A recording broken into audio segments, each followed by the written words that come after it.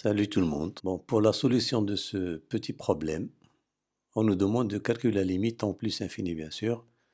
Premièrement, il est clair que la limite f de x en plus l'infini égale plus l'infini fois plus l'infini, c'est plus l'infini. C'est pas difficile à démontrer.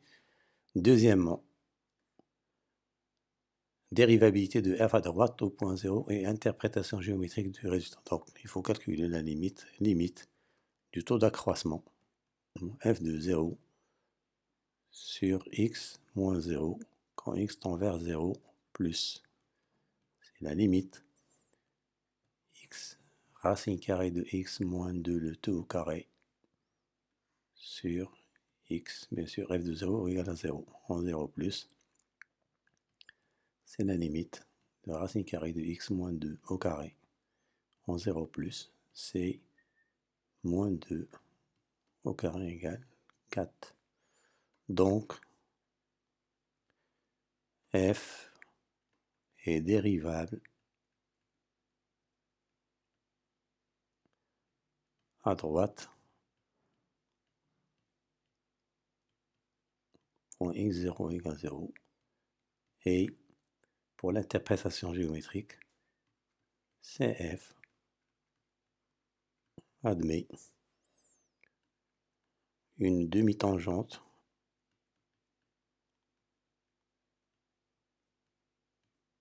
à droite au point O d'équation y égale f' d de 0 facteur de x moins 0 plus f de 0. C'est une demi-droite et x supérieur à 0. Donc, on peut la noter t, une demi-tangente, c'est y égale f' de 0, c'est 4. Donc ça fait 4x plus f de 0, c'est 0. Et x supérieur à 0. On a f' de x, f de x égale à x, racine de x moins 2 le tout au carré. Bon, soit x positif, on a f' de x égale produit, c'est x' fois racine de x moins 2 au carré, plus x fois racine de x moins 2 le carré, le tout prime. Donc f' de x égale, dérivée de x c'est 1, donc il nous reste racine de x moins 2 au carré, plus x. Ici on va utiliser ce résultat, u carré prime, c'est 2 fois u, prime fois u. Donc ici on aura 2 fois racine de x moins 2 fois racine de x moins 2 le tout prime égale racine de x moins 2 le tout au carré plus x fois 2 racine de x moins 2. La racine carrée de x' c'est 1 sur 2 racine carrée de x. Et on aura ici, c'est racine carrée de x moins 2 au carré plus 2x racine de x moins 2 sur 2 racines de x que l'on va simplifier. Racine de x moins 2 au carré plus ici on va multiplier par l'expression conjuguée. Il nous reste ici racine carrée de x facteur de racine carrée de moins 2 égale, on factorise par racine carrée de x moins 2, c'est racine par racine carrée de x moins 2. Donc il nous reste ici, donc ça fait racine carrée de x moins 2 facteur de racine de x moins 2 qui est égal 2 racine de x moins 2 facteur de la racine de x moins 1. Ça c'est f' de x. On peut réécrire f' sous la forme pour se débarrasser de la racine carrée. Donc ça fait 2 x moins 4 facteur de x moins 1 en multiplié par les expressions conjuguées. Racine de x plus 2. Ici racine de x plus 1. Donc le signe de f' dépend de celui du numérateur. Donc f' de x égale 0, c'est équivalent à x moins 4 égale 0 ou x moins 1 égale 0. C'est équivalent x égale 4 ou x égale 1. D'où le tableau de variation. Le tableau de variation est le suivant.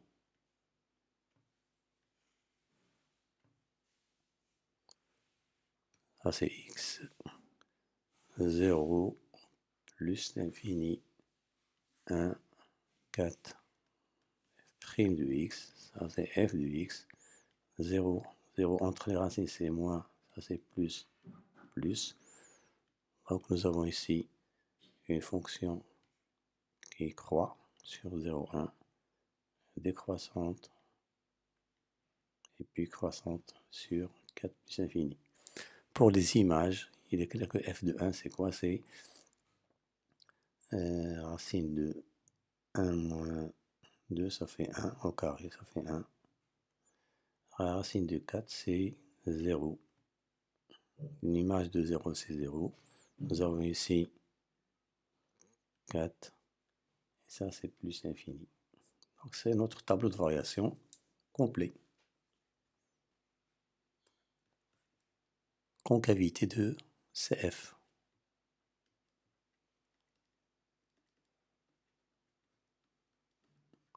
Bon, pour cela, il faut calculer. On a déjà f' de x, on avait calculé c'est quoi? C'est donc f seconde de x. Ça va être quoi? C'est 2 racine de x moins 2 prime fois racine de x moins 1 plus, ici on peut fractionner par 2, ici racine de x moins 2 fois racine de x moins 1 prime égale 2, ça c'est 1 sur 2 racine de x fois racine de x moins 1 plus racine de x moins 2 fois 1 sur 2 racine carrée de x égale, on peut factoriser par 1, donc ça fait 1 sur ces 2 disparaît avec ce 2. Il nous reste ici racine de x moins 1 plus racine de x moins 2. Donc ça fait 1 sur racine de x, ça fait 2 racines carrées de x moins 3. Et seconde de x égale 0, c'est équivalent. 2 racines de x moins 3 égale 0, c'est équivalent. X égale 9 sur 4. Donc on va dresser le tableau de signe de f seconde de x. Ça, on aura étudié la concavité complète. Et x ici, 0 plus l'infini, 9 sur 4. Ça c'est f seconde de x. Ça c'est cf 0 moins plus. Nous avons ici concave, convexe. Nous avons ici un point d'inflexion, c'est le point A d'abscisse. 9 sur 4. Et f de 9 sur 4. On nous demande le point d'inflexion A, 9 sur 4, f de 9 sur 4, est un point d'inflexion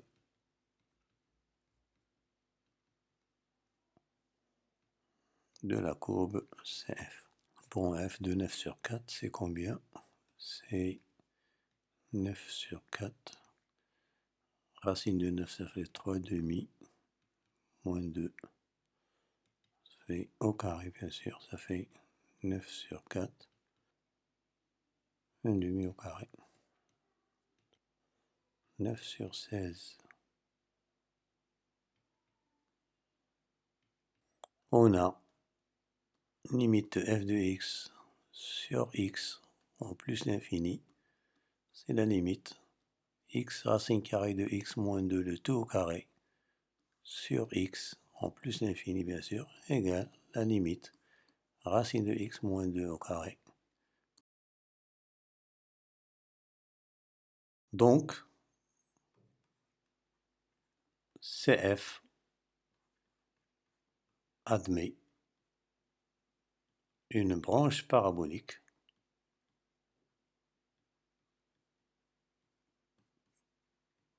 parabolique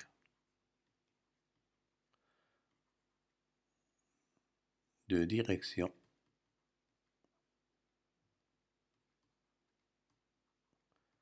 l'axe des Y.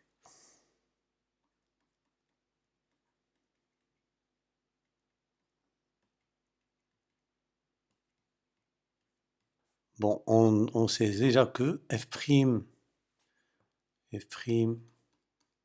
à droite de 0, c'est 4. Donc pour la demi-tangente, on va se déplacer d'une unité et augmenter de 4 unités.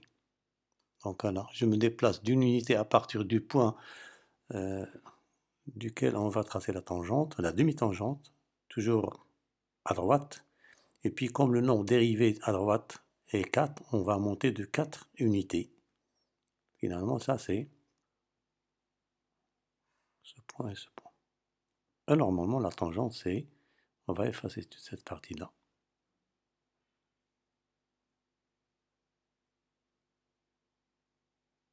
C'est cette partie qui nous concerne. Ça, c'est la tangente, la demi-tangente à droite au point O. L'image, bon, on avait deux extrêmes au point 1 et 4. L'image de 1, c'était 1, une tangente horizontale ici.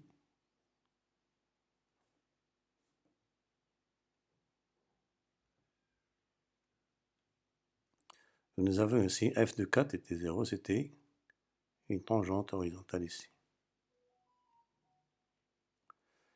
Donc notre courbe, elle était croissante sur 0,1.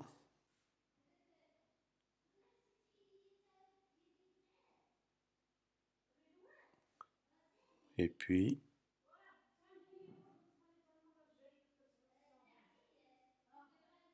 nous avons ici une tangente, nous avons une branche parabolique de direction. Ça c'est CF. Bon, pour la deuxième partie, la 7e question. Bon, G c'est quoi? C'est la restriction de f, c'est comme ça qu'on note la restriction à l'intervalle 4 plus l'infini. C'est-à-dire quoi? Que g de x vaut f de x sur cet intervalle, pour tout x supérieur ou égal à 4. Bon, montrant que g admet une fonction réciproque, bien sûr, ça c'est classique. Bon, g est continu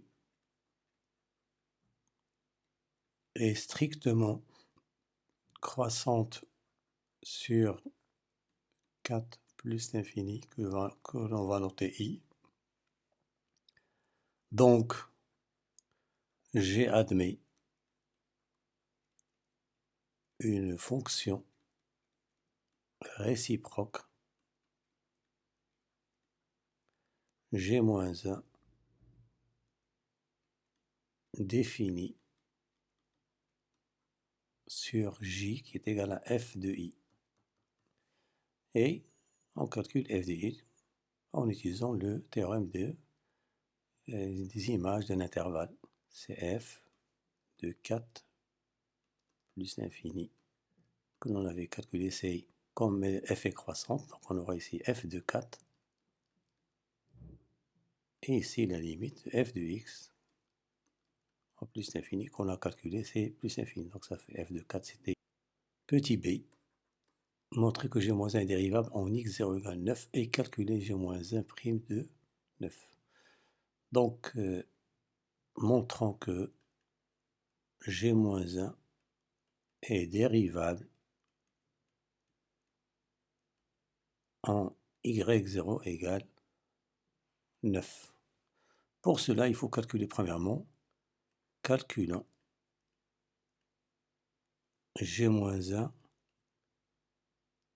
de 9. C'est alpha, c'est équivalent à quoi là? G de alpha égale 9. C'est équivalent alpha racine de alpha moins 2 au carré égale 9. C'est équivalent. On peut écrire racine de alpha ici au carré. Racine de alpha moins 2 carré égale 9. c'est la racine de alpha, facteur de racine de alpha moins 2, le tout au carré, égale 9. C'est équivalent. Racine de alpha, facteur de racine de alpha moins 2, égale 3. Ou racine de alpha, facteur de racine de alpha moins 2, égale moins 3. Or, alpha, c'est quoi? C'est G-1 de 9. Donc, il appartient à l'intervalle 4 plus l'infini. Donc, racine de alpha, il est supérieur ou égal à 2. Implique que racine de alpha, facteur de racine de alpha moins 2, est égal à 3. Et on résout l'équation, bien sûr, on aura racine de alpha au carré moins 2 racines de alpha moins 3 égale 0. Déjà, on a donc x carré moins 2x moins 3 égale 0. C'est équivalent à x plus 1 facteur de x moins 3 égale 0. C'est équivalent à x égale moins 1 ou x égale 3. Donc, racine de alpha égale moins 1 ou racine de alpha égale 3. C'est équivalent à alpha égale 9.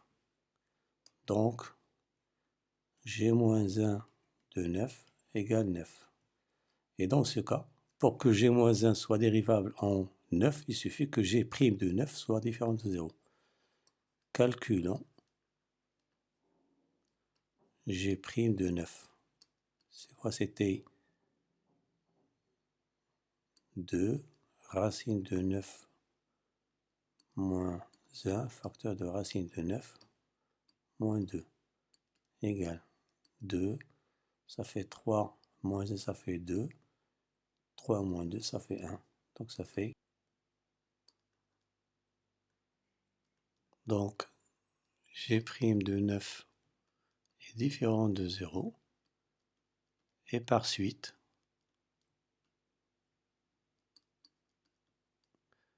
G-1 est dérivable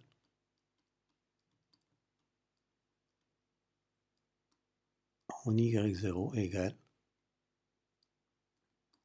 9. Et on a la formule, bien sûr, et on a G-1 prime de 9 égale 1 sur G' G-1 de 9, qui est égal à 1 sur G'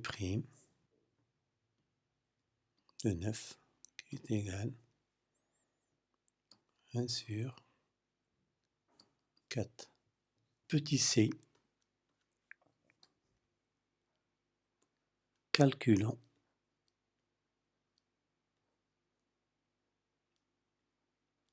G-1 de x pour tout x appartenant à J. C'était 0 plus infini, bien sûr. Bon, soit un x appartenant à J et y appartenant à I. Bien sûr, c'est 4 plus infini. Tel que G-1 de x égale y. Donc G-1 de x égale y, c'est équivalent à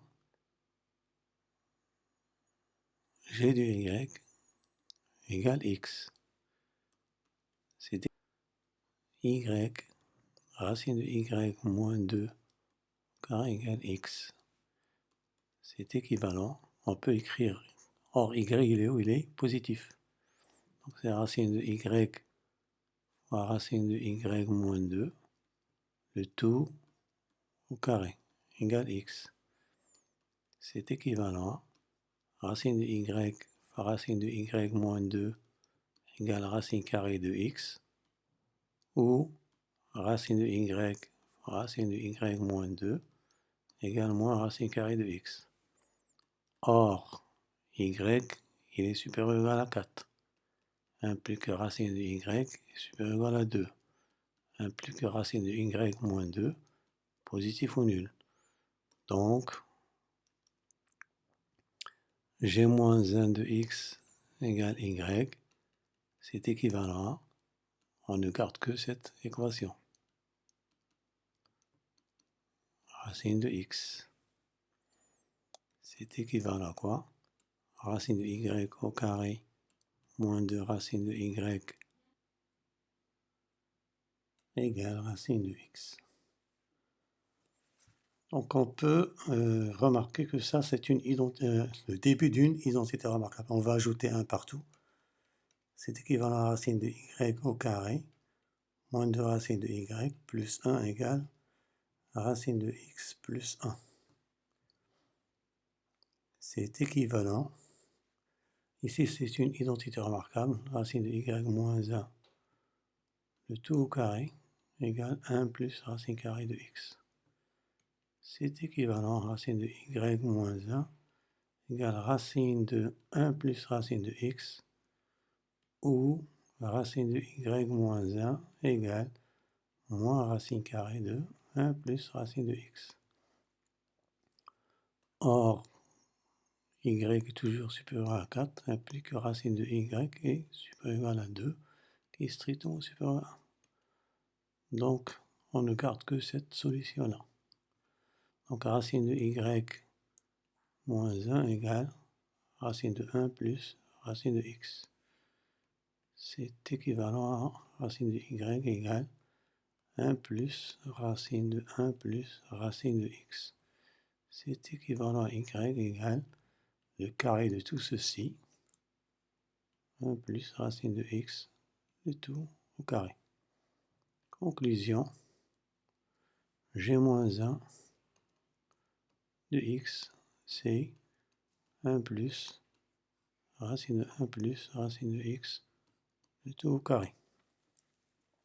Bon, pour le tracé de la courbe de CG-1, ça c'est la courbe CG. Bon, bien sûr, elle coïncide avec celle de f sur 4 plus infini. Nous avons une demi-tangente horizontale dirigée vers l'axe des abscisses positifs.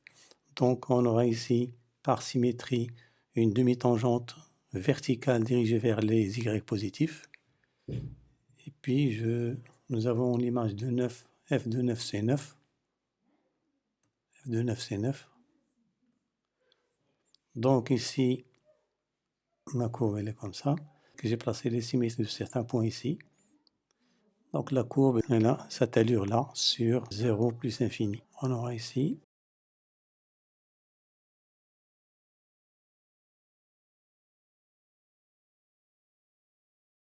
donc ça c'est CG-1. Donc c'est terminé pour la solution de cet exercice et j'espère vous retrouver pour un nouvel exercice.